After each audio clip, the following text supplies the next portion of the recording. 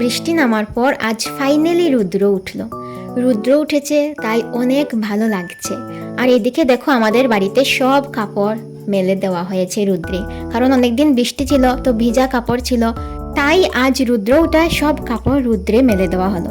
High, আমি সুস্মিতা। তো এটা হলো 1 মাস আগের করা ভিডিও।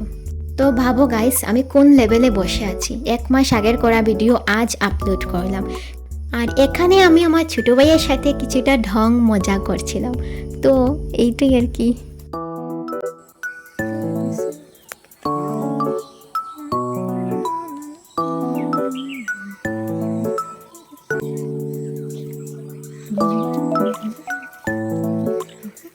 তারপর আমি বিকালবেলা রেডি হয়ে বেরিয়ে পড়েছিলাম স্যারের বাড়িতে পড়তে যাওয়ার জন্য।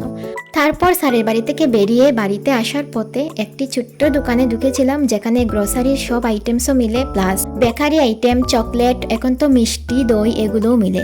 দোকানটি হচ্ছে আমাদের জেল রোড। তো এটা হলো আমার ছোট্ট একটি ব্লগ, 1 মাস আগের করা কিন্তু।